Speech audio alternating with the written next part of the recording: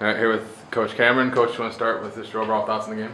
I think the second half is the way that we're capable of playing, and against such a good Ferris team that came out really high-powered offense. It was disappointing that we didn't get the stops right away, but the way that we responded is the momentum that we have to carry going into Great Valley. How much of the halftime talk was about defense today?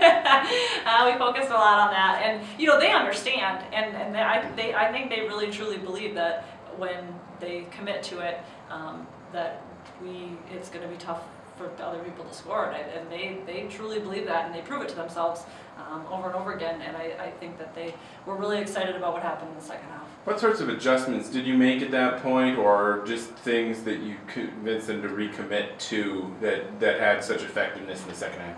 We all felt like we were a little bit out of sync defensively. It felt like one person was a step slow, and that slowly affects how our entire defense works. And they understood that, and they decided to make a conscious effort to fix it. And I thought that they made the adjustment in the second half just to commit to what we're capable of doing. And the results in that second half on the defensive end were quite impressive. What about the way you played after the break on that end of the floor was most impressive to you? The way that it started with our hedge and our help. We had to be in help, and I thought in the first half, Christina Branch was getting a lot of slips to the basket, and whether or not she got a basket off of it, she either got a basket or a kick-out three. And they made their 3 threes off of her assists, or she got a basket. I thought our help side had to be better, and it was, and you could tell everybody was in the right position, our hands were up in the right spots. It was hard for them to get passes in, which I thought was a major contributor as well. What were some of the things you felt like worked in the offensive end? Good balance today, nothing particularly huge, but what were some of the effective parts of the offense? I thought getting the ball inside, they were switching a couple screens. We had a chance to post up some of our bigger players against our smaller players. I thought Kylie Moxley did an excellent job coming in off the bench. I mean, she wanted the basketball, she scored right, she scored left, she was patient, she was under control.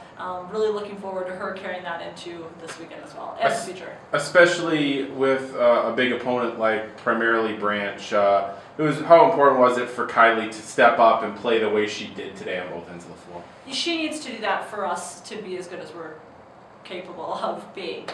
She's an excellent player. We know she can score the basketball. I thought her offense started on the defensive end. I thought she came in, I thought she got a couple stops against Branch, against Hoffman, and I think that really propelled her into her offense.